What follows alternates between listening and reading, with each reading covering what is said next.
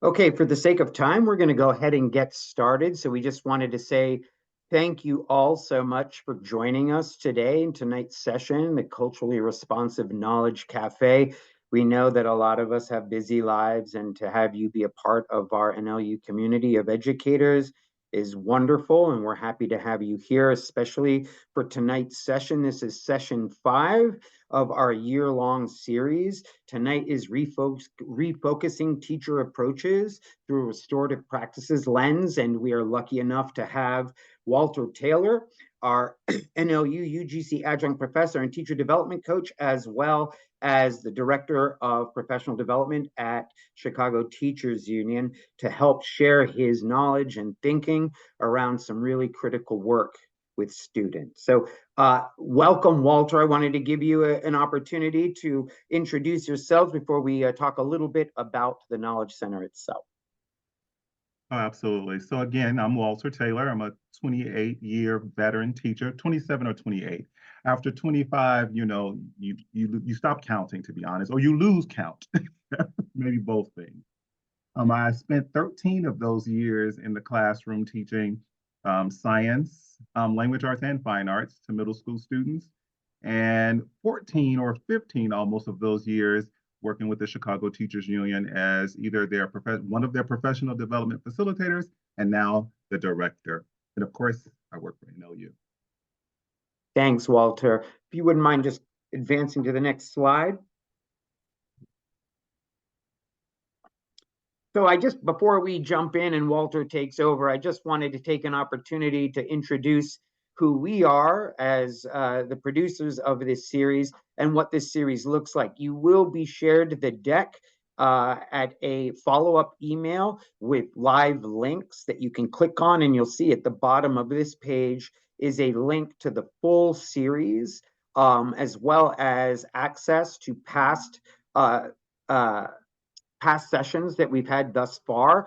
The series itself goes monthly throughout this school year and even has 2 summer workshops for teachers in prepping their upcoming school year through a culturally responsive lens. So please come out and join us. We also have supports for students that are current at NLU in terms of getting their resumes built, helping them get ready to get into the workforce with us as teachers and to help create critical change. So again, we're just so pleased that you're here to help build knowledge collectively, and we're really looking forward to tonight's session with Walter. Thanks, Walter. If you could just advance to that next slide, and then I'm going to give it away. So really quickly, I just wanted to introduce our team. This is the Department of Teacher Development. We are part of the Educator Preparation Program in the undergraduate college, and we're really happy to have all of you here. As I've stated, I am Sean Reddy. I am the Associate Director of Teacher Development. Next to my picture is Barb Grooms, who had a conflict tonight and really wanted to be here. She is our Senior Teacher Development Coach. And then I'm going to hand it off to Alejandra to introduce herself. Good evening, everyone. I apologize for the voice. I'm kind of losing my voice right now, but my name is Alejandra Sandoval, and I'm a teacher development coach.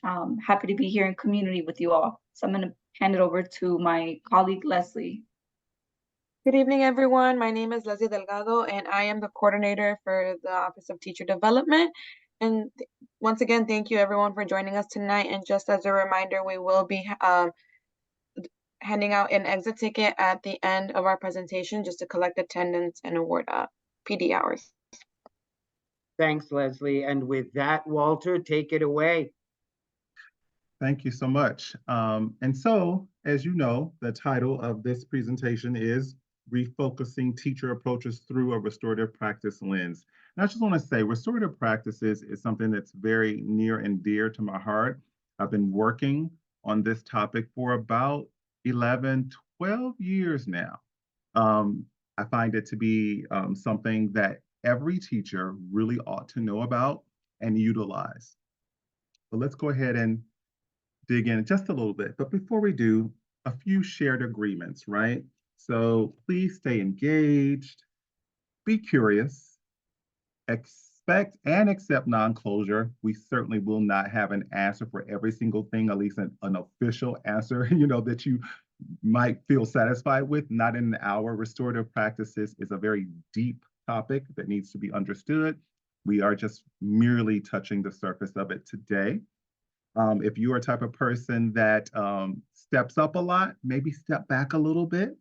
But if you're the opposite, if you often are stepping back, please step up tonight. Like, use that chat, unmute yourself, talk to us.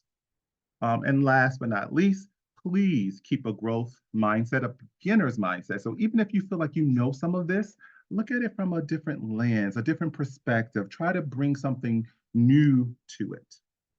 Can we all agree with that? If you can just give me a thumbs up, you can either just visually give me a thumbs up, or you can just, do a emoji or what have you. All right, folks. All right, so the workshop description. I won't read it to you. I'll have you read it yourself, but I will ask you to pay particular attention to the red text, right? Those are particular key components to this work. Give you a few seconds to read through that.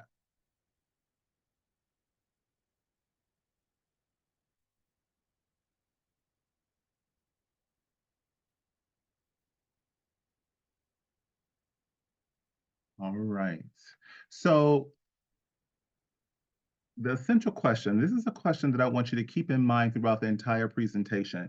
And my hope is to actually get through the entire presentation. I may not, but that's my hope, so that we can land this question, or at least the answer to this question, is part of it. So how does knowing and practicing the information presented today help you and your students in either your or their current teaching situation? So I formulated that question with the understanding that I would obviously have some undergrad folks here, but also some professors, some folks who are actually in front of students who are trying to become teachers. So this is really for the both of you, right? All right, so if you could just, again, keep that in mind. I want you to perpetually try to answer that question as we move through this PD. And so I actually want to start with a video, actually, because I might not have enough time. I really wanted to put that up front first. And so this video that I'm going to show you in a minute, I'm going to stop sharing screen to get to the tab that I have. But this video basically shows a student who's a high school student. It takes place in Oakland, California. He was suspended and I believe even arrested from school for selling marijuana, but certainly smelling of marijuana coming into the school. And so at this particular school, instead of how many schools often do, they will punish, and then the student just comes back to school as if nothing happened at all, right? Meaning there's no plan in place, there's no nothing. So this video is going to show what they call, or what we call in the field of restorative practices, a welcoming circle or a re-entry circle. And so what I ask you to do as you watch this video is to take some notes for yourself, maybe jot down some particular things that struck you or piqued your interest, and be ready to talk about that or ask questions about that. So let me stop sharing for a second. Let me get to my other video there. Sorry about that. Here we go. So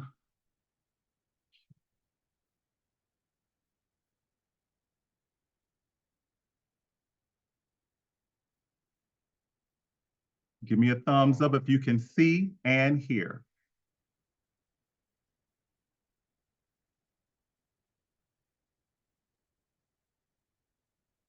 So I don't see any thumbs up about seeing and hearing. Can you see the screen? No, I cannot. Okay, so good to know. Let me fix that for you right now. Could you hear at all? Okay, somebody could hear. All right, great. So let me just move that over for you.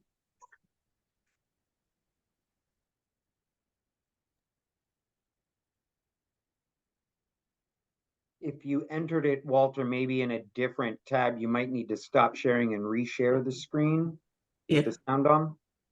because I can't see it nor hear it. Okay. So let me go back to that.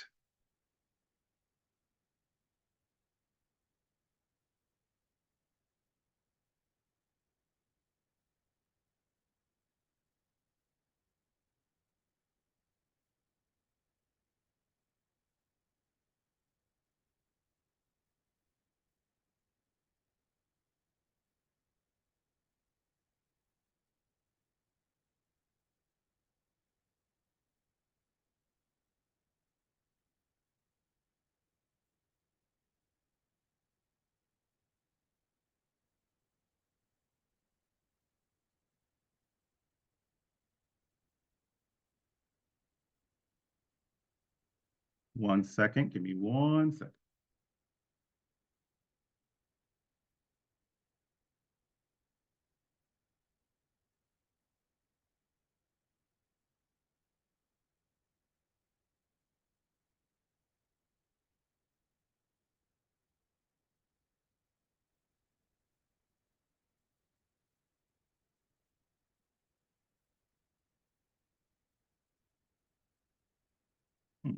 My Zoom tab seems to have disappeared for some reason.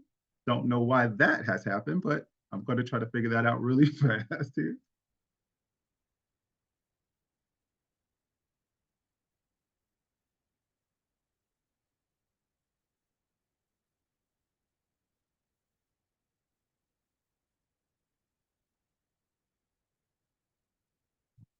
I don't know why that has happened here.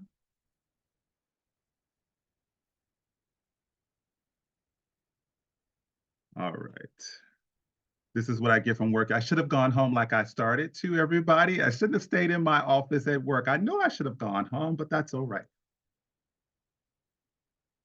Now let's see if I can get this back shared for you because I really want you to see this video. All right, so let's see.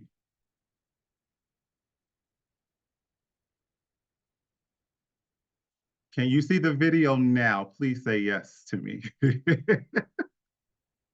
Yes or no? No.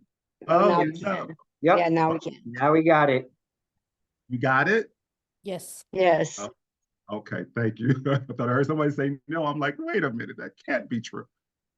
All right, now, here we go again, people. Let's do this. When my dad was there, it made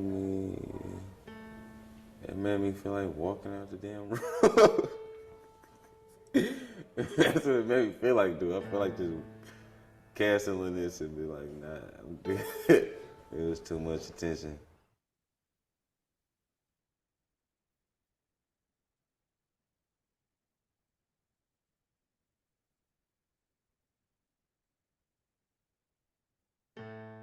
Good evening. I'm really, really happy to see all of the people here to support my man.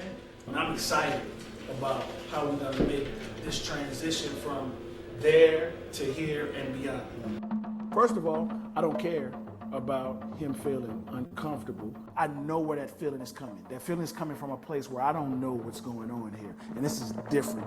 The problem is when a kid doesn't want to be in circle, it's because I don't trust you. So I can't trust that process. So we have more relationship building to do. So Pierre? I like the quote, self-sufficiency isn't a destination, it is an everlasting journey. Yeah. This is going to be our talking piece. When you have the talking piece, you're the only one that's talking. But it gives everybody else permission to listen. So the listeners are the most important. We may do a round. So when you were a kid, what you wanted to be when you was little. This kid went through a lot of the same things that I went through when I was a kid. And if not me, definitely somebody that I know. It allows us to empathize when everybody has to answer those questions. When I was a kid, I always loved working with kids. And so I found the field of school psychology. And when I was a child, I remember my main thing was wanting to be a cosmetologist. Be actually still now. I wanted to be a race car driver. As a kid, I wanted to be a preacher. When I was a little girl, I really wanted to be a singer. I just want to make my community better. I've always wanted to be a healer. I think that I'm in the process of doing that now. I always wanted to be happy, and I am. And when it gets to Cedric, we're all listening for My name is Cedric. what makes him like us. What I want to do when I was a little kid, play football. It lets the people in Circle know that we're all pretty much the same. We're here to welcome, support, and navigate him through this school year, and hopefully through the rest of his life. So in this next round, we're going to agree on the things that we need in order to be able to have this conversation. This talking piece gives everybody else permission to listen deeply. Without values, we're not listening deeply. We're waiting on our opportunity to talk. If there's a value that you don't agree with, we're going to do another round and say, I don't agree with that value, we'll talk about it. Commitment. Respect. Always speak your truth. Integrity. Compassion. Honesty. Forgiveness, empathy. It's important to be connected. Discipline. I started noticing that I wasn't here to stereotype me. I was here to help me and see what was going on in my head. So I started to loosen up a little bit. Self-confidence. Last year I didn't have confidence. I would tell you, I always get kicked out of class for smelling like a pound of weed in class. So I was doing bad last year. An open heart. All right. We're going to talk about what do you have to give to support Cedric. And I want you to talk directly to Cedric. I'm the person who you can come to any time of the day. I am the person who will be your brother, who will be your uncle. I got your back. I got stuff for you. Come and get it. Especially our kids, study keeping it real. That's their whole life. Who's real, who's not real. And they can tell better than any one of us if you're keeping it real. And I say this in front of everybody because if I don't, I need all of these people to hold me accountable. I'm the person that's always going to be honest with you. I'm the person you can count on. I'm a person you can also just say, hey, I need to talk to you, even if you need that. But I'm also going to be that person that loves you to death. All right? And I am the person who's going to ensure that you will get your high school diploma and beyond with your life. Make me blush. I don't know, y'all touched me. Y'all touched me. Y'all made me feel like I can do it.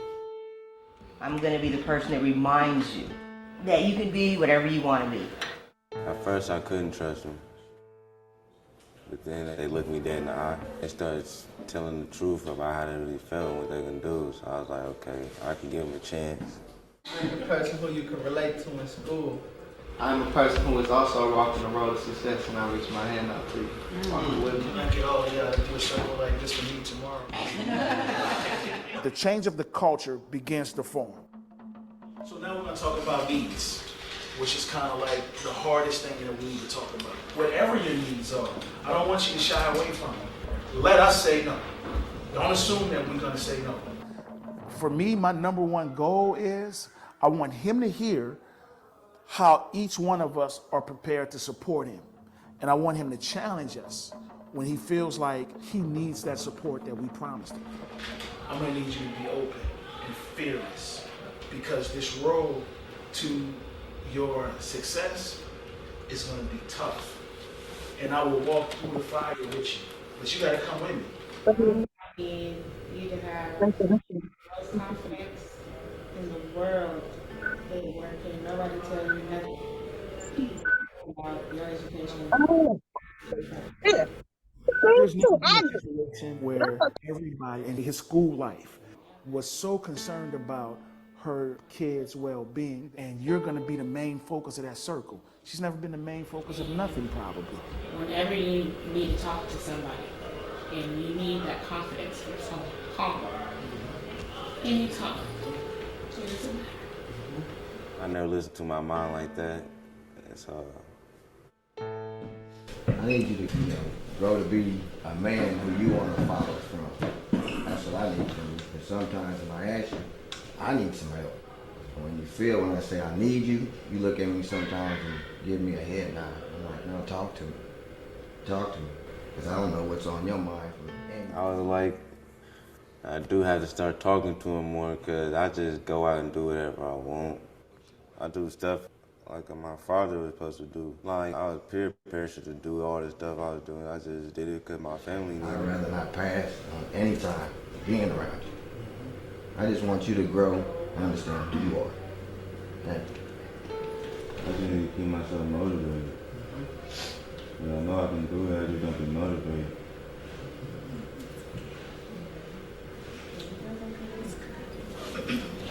Everybody in this room got your back. And I need you to believe when everybody in this room say they're here for you, that you trust us. And I need for you to fall back a little bit from that man role and taking the lead and just be a young man and enjoy this journey to being a man. And one thing that I know so much is that you love that woman right there so much. That's your heart right there. And you would drop on a dime for that your mother. Do you understand? And I know that you carry a heavy load sometimes because you worry about her. You worry about your family. I know that. I worry for you worrying about your family. And sometimes I think you're worrying about your family is the reason why you've made some of the decisions in your life that you've made. But those decisions in life need to change because you've got a network of people. And let some of us worry about that load, but you gotta tell us. You gotta tell us. And I need for mom to tell us too, because we wanna help. We're not against you, we for you. I love your son, and out of loving your son, I love you. Because I know how much he loves you. And we're here for you. I'm gonna be here for you. You hear me? Mom used to smash on me about me coming in hella late. But I'll be like, I was helping her pay rent and the whole nine. So I really felt like I was the man in the house. You're not the Cedric on paper. Yes. But you're greater than that. On so many levels said, I am you. And I know there's some good things about me, but it took a long time for me to make those changes.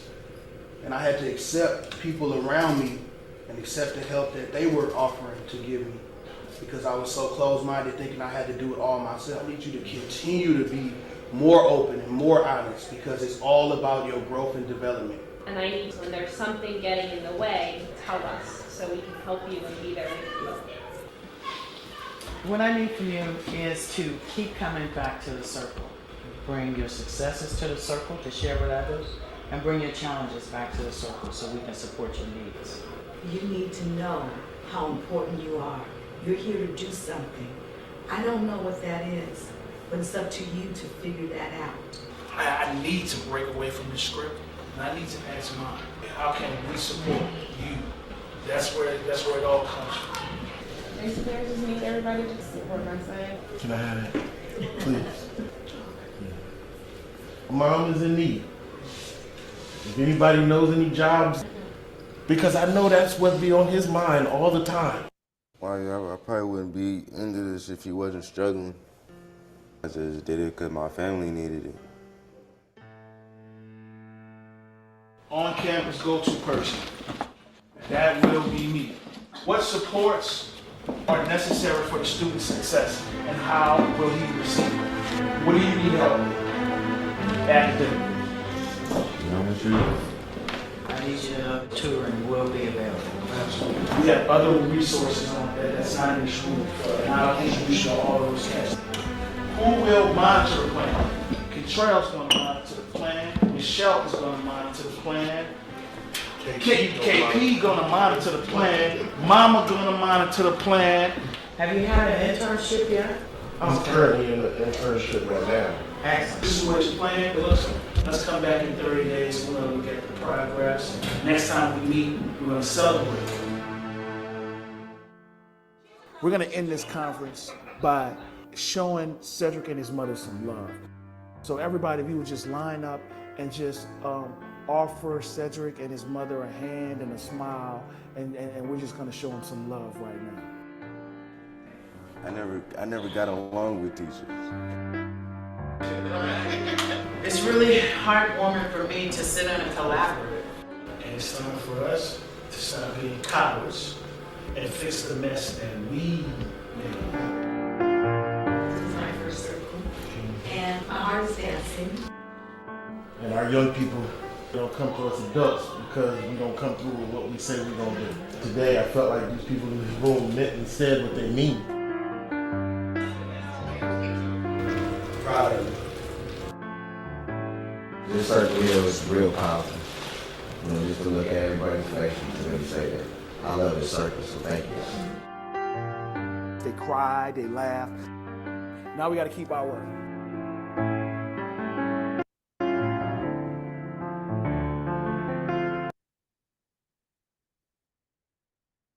All right, so I would love to have you either unmute yourselves and or use the chat to kind of tell me what bubbled up for you.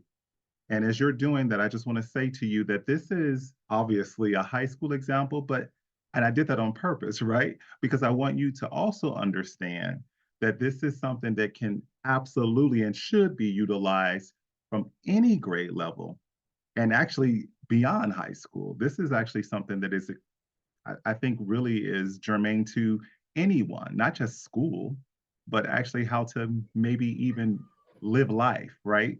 But go ahead and unmute yourself, give me some ideas, or maybe even use the chat. Go ahead.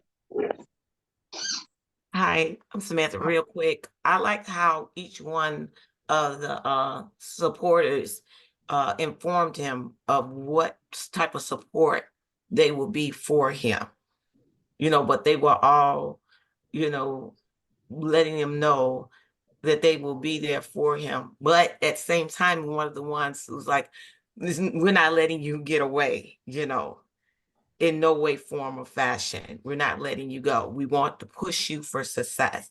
But at the same time, we are here and we're here for you. But at the same time, wanting you to be successful." Yeah, absolutely. I mean, it brings to mind a bit of what Zaretta Hammond, who is really known for her work behind culturally responsive teaching, but she calls it being a warm demander, right? So you're demanding, but you're warm at the same time. Like, we're there to support, but it does take sometimes some negotiation, some pushing, some, making sure that they are going in the right direction, but also support. Excellent. I would love to hear from some other people as well. One of the things that resonated with me is that it's taking the shame out of making a mistake. That was the big thing with me, is it feels like you're allowing it to be truly a mistake, and what are we going to do? And it's taking that shame aspect that I think can really cause a circular pattern. You feel shame and your tendency is to just kind of keep going with that. So that really resonated with me. Mm-hmm. Absolutely. I think that that's right. Everybody makes mistakes, right? And we should look at mistakes as opportunities and not something that's based in shame or embarrassment, or you should feel bad about that. Like, thank you for that. Anyone else? And in the chat, I see that Vanessa is saying it's powerful to see the collaboration between everyone, not just the teacher, it was the community. And that's important, that it's not left to the teacher alone. It is a community of folks, including the parents, including folks who don't even, that are not even in the school itself, but are in the supportive part of the community. Also in the chat, Tara is saying it was emotional to hear the support that the kids were receiving from their families. I think Mila says all the support meant was important to him. Yeah, the support was very important. This is what he needed, right? Now I'm going to pause the conversation here, but I want, if things bubble up for you, I want you to continue to put them in the chat for me. But I want to get back to this presentation to kind of underscore a bit of what we saw as well. All right, so let's see. You all gonna tell me if you're gonna see my screen or not. Let's see.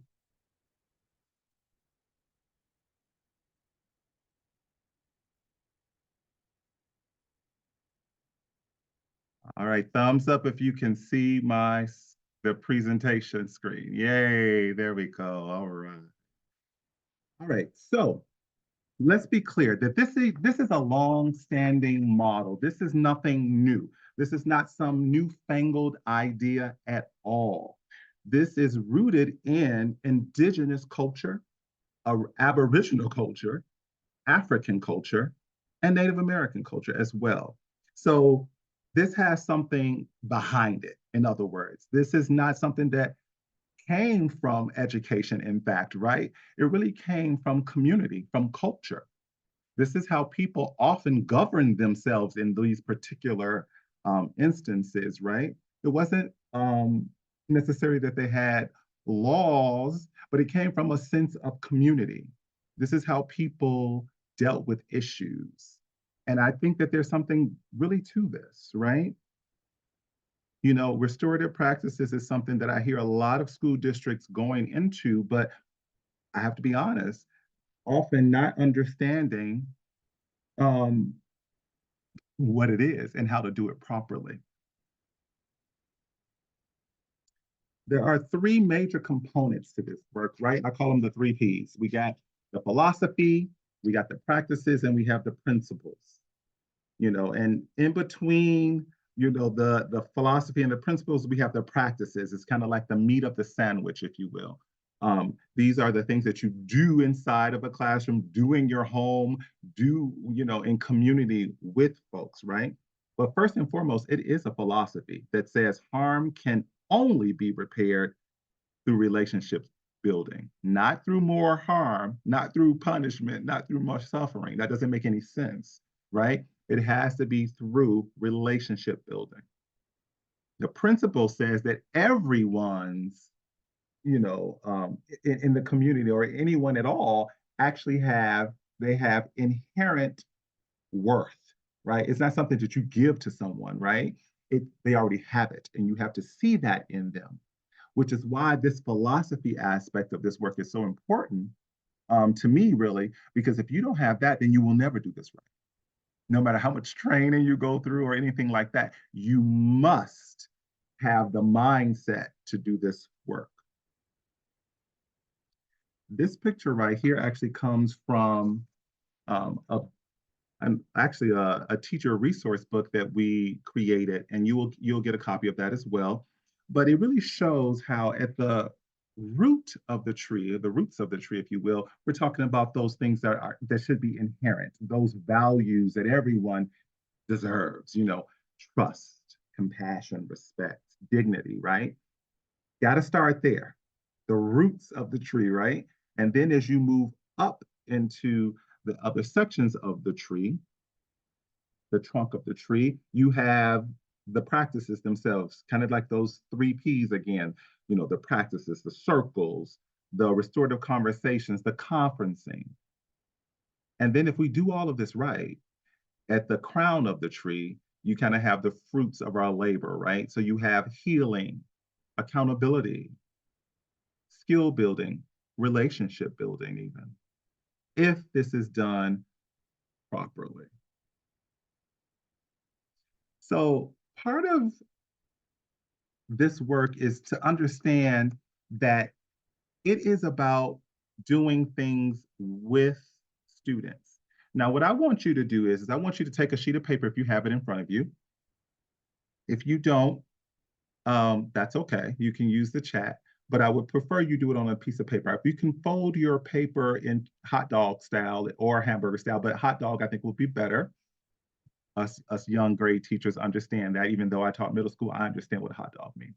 So fold it into 3 columns and label one column 2, another column 4, and the last column with. And I want you to think about your maybe today even, the day that you spent with your students from beginning to end. And I want you to think about all the things that you did to the students. I want you, and just jot it down really quickly, not necessarily sentences, right? But phrases. All the things you did for your students, jot that down in that column. And then all the things that you did with the students, jot that down in the last column, all right? Let's take maybe 3 minutes. I know that this will not be an exhaustive list because of the time that we have, but go ahead and take 2 or 3 minutes to jot down as many things as you possibly can for each of those columns, all right? Go ahead and do that, and then I'm gonna ask a few questions about that.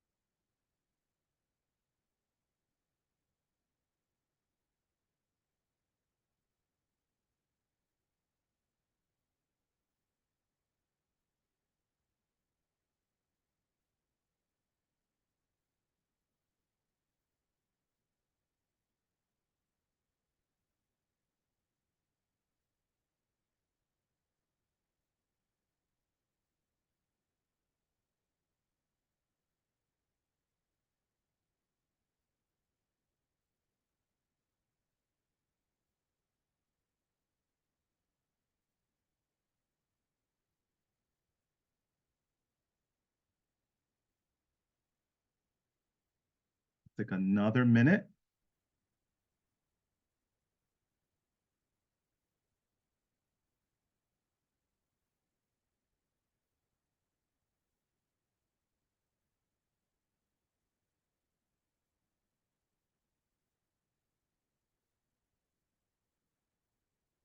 So as you are finishing up that last little bit there, and even if you're not done again, I want you to in the chat respond to this question. Which column is the longest for you? Just put that in the chat. Is it the 2 column, the 4 column, or the with column? Go ahead and put that in the chat for me.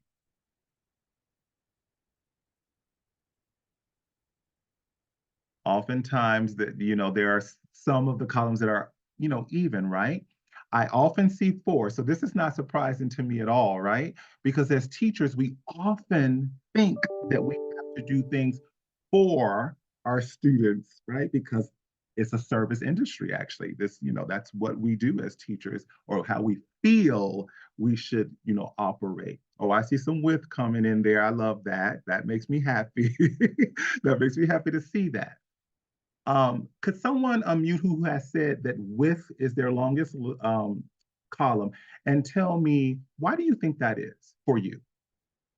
So I see Tara, you have with it. If you don't mind. I can share. Okay, go ahead. Yeah. My longest column will be with, because I am right now I'm a one-on-one with the kindergarten student, and he has a lot of he needs a lot of behavior. He needs a lot of emotional support. So a lot of things I'm doing with him, as far as like transitioning, learning, a lot of social things I'm doing with him as far as communicating, playing a lot with the children, and everything is with him, because he needs I'm his one-on-one, I'm his person. So I'm like always with him throughout the day.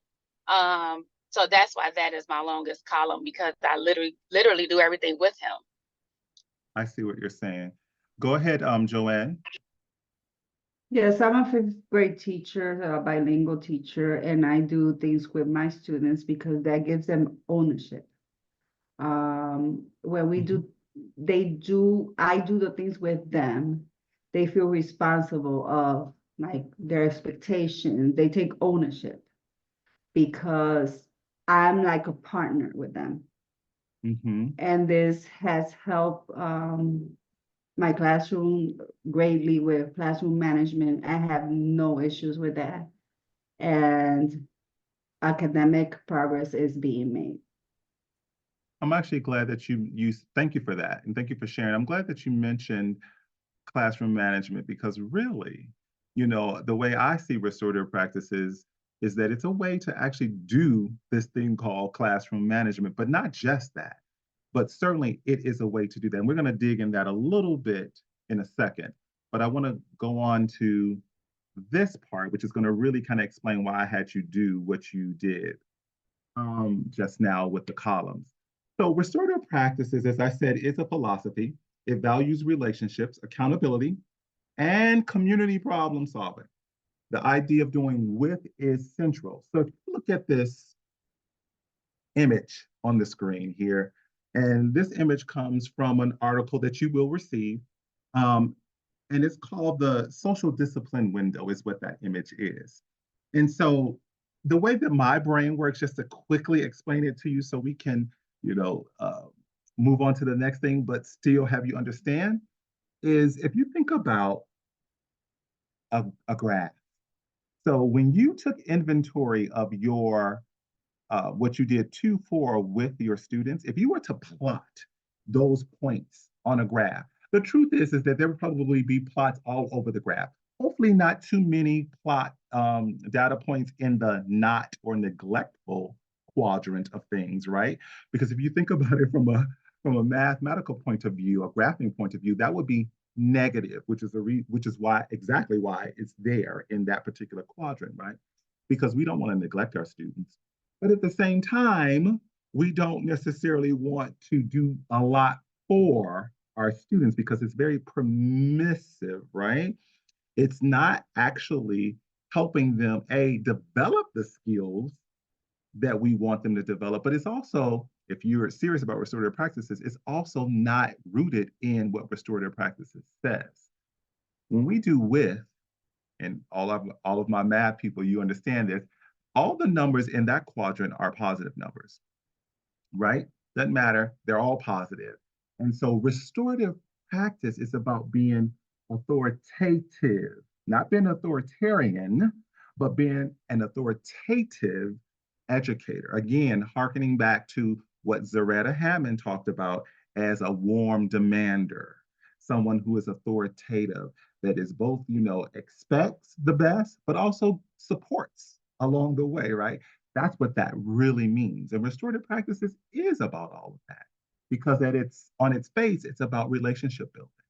And you can't possibly build community without really knowing folks, right? Knowing the students and having them know you, as a matter of fact. So you see that image represents this idea of a graph. But again, I will give you the link to that particular article. I love that, Samantha. Being a warm demander is a good thing. I will have that link for you a little bit later. Actually, several links for you. But let's move on. So when we think about a punitive approach, it asks those 3 questions right there. What rule was broken? So we can figure out what punishment you deserve, right? Who did it? So we can get them. And finally, okay, what punishment do they deserve? They're not going to the dance. They don't get to go to the prom. They don't get to go to the social, whatever. But restorative practices ask a whole different set of questions. Who was harmed? So that we can figure out how we can address them and their needs. What are their needs, right? And whose obligation it is to actually repair the harm. Because we often think that if it's 2 people who got into some situation, some fight or something, that we think, oh, it's just the responsibility of those 2 people. Or even worse, sometimes, in my opinion, the person who was the quote unquote perpetrator, right? That we want to focus on them, not to help them, but to punish. Restorative practice says, no, no, no, no, no.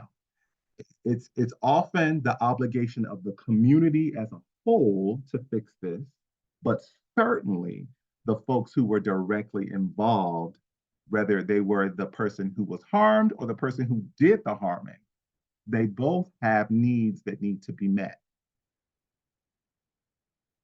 Let's move on. So for me, if a school is saying that they're trying to be restorative, it's not that they just practice, one or two of the practices, but in fact, they don't see restorative practices as just an alternative. It is an alternative to punitive measures, but they see it as the primary response to all discipline issues. And so for me, my vision of a school that is really serious about being a restorative school, that they have all of those practices and more, right? But they also understand that these are practices that must be practiced. So it's not that you reach for them when something goes wrong. These are things that you do all the time. It's part of what it is to do school in this case, right? So maybe every week you have maybe just a circle. Maybe it could be a 10, 15-minute circle, much like some of us do with like a morning meeting, kind of the same idea, depending on how you actually conduct that particular morning meeting. But it's very similar to that is part of what we do all the time. It's not something we reach for when things go wrong. Because remember, restorative practices is about relationship building, so that when a relationship is strained, and they will be because that's just life, we're humans, that relationship is strong enough to support that. It won't fall apart, right? It may be difficult, but it won't fall apart. So that's primary. So I don't want people to think that restorative practices is just for when something goes wrong. It's quite the opposite. But that is what people often think. And you see on your screen here, you see the different types of practices, but there are many others too. And you'll get a handbook that'll help you with some of that. So a restorative mindset. I think this is an important slide because I think we have to begin to get to what's underneath the surface. That's part of what restorative practices allows us to do, is to get to what's really underneath there, right? So what's causing that eruption in the terms of a volcano, right? That's why that analogy is there. It's really a way to kind of reset the mind as well, how we actually see people or perceive people. So when we think about a volcano, and I'm pulling up all the different aspects there, this is me, this is the science me, so I don't want to geek out too bad, but I like this analogy, so I'll keep it short here. But with the volcano, we can actually predict when there's going to be an eruption, scientifically. But the analogy works because it's very true of people too. If you know someone well, the minute they walk in the room, you can tell if something is the matter or not, if you have a relationship with them. See, that's the thing. That is what's central to this work. You can only do that if you actually have developed a relationship. So you can almost prevent the eruption, if you will. But here's the good news. Sometimes we're going to miss that. And what do you do then when there is an eruption? And oh my God, well, there's a cooling off period, just like with the volcano. And that's when you can begin to utilize restorative practices as well. You don't try to use restorative practices in the heat of the moment. See, people often do that, and that's why they think it doesn't work. You have to let people calm down. You can't approach someone who's on 10 and think that you're going to get, them to calm down and get the situation to be, fixed or resolved. No, you're probably going to add to the problem, right? And make it worse. So you have to know when to actually go forward with this. Same thing is true when we're talking about an iceberg. We often see the behavior, So if you look at this iceberg picture here, you see the disruptive behavior, you see the detachment from school, whether it's high absenteeism, tardies, performance, lack of engagement, whatever. You see that all the time. But what's really causing that are things like PTSD from community that they come from, cognitive academic challenges, lack of resources due to poverty, sadly, sexual, physical, verbal, domestic abuse. These are the things that cause those things up top that we see. And what I'm trying to get at is that restorative practices helps us see or unearth what's underneath so we can actually really do the hard work of getting to know a person, but also getting to know how we actually navigate the person as well. Not saying that we are not trying to teach them the skills that will make them better. Of course, we're going to do that too. But it's very important that we understand this aspect, right? That these things that we don't see are often the causes for the things that we do see. And how it's part of our work to actually know how to do that and know how to address those things. So back to the essential question. And I'm going to stop sharing for a second, but I want you to remember that essential question. Go ahead and unmute a couple people and respond to that essential question. How does knowing and practicing this information presented today help you and or your students in your or their current teaching situation? Please go ahead and use that chat. But also, I would love to hear from 3 people. I like the number 3. So if I can hear from 3 people, that will be great.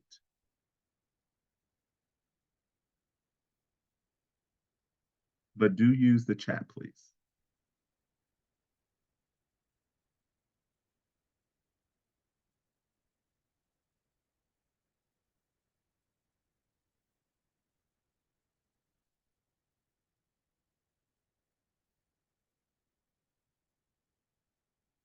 So I know in the chat we have, as a teacher, how can you provide support if any, during the heat of the moment without it escalating? I don't think, to answer that question, I think that goes back to what I was saying. I think sometimes you cannot necessarily do much in the heat of the moment. And actually, I advise against it often because you actually make things worse, as you alluded to. That's okay, Mila. You don't have to. You can type in the chat for me. Hi. This is like my class every day. I have diverse learners and I have the young primary. And I'll be talking about in the heat and just looking and providing support. I have excellent seekers, first of all, that we work together. And because of routine, and we have taught them the students what to do when, things, they're having a bad day. And I definitely have those morning meetings and seeing those triggers, especially for the different, learning disabilities and health issues. My seekers know, and they step in, and it's calming, maybe a gentle touch on the shoulder. And just even when they have learned to work through and not feed in, as well as the adults feed into those actions. And there's some really antagonizing ways that some of the students, and they just remove themselves, or even the peers try to give support to that student. So, we have really worked. Do it work all the time? No, but we're able to calm, do a lot of calming. And then finding that safe space, because I tell you, some of the students, they go off real bad. And then just as fast as they turned it on, one of my students were acting up so bad, 5 minutes before change of class, she was like, "Miss Miggins, can I have my work?" Just turn it off, turn it on. And I have to, still keep smiling. It was like, "Here's your work," as though nothing ever happened. So, and showing that love, Thank you for sharing that, Samantha. I appreciate that. And in the chat, Mila has said, it's important to allow a student to calm and then use restorative strategies, yes, to give them the support that is necessary.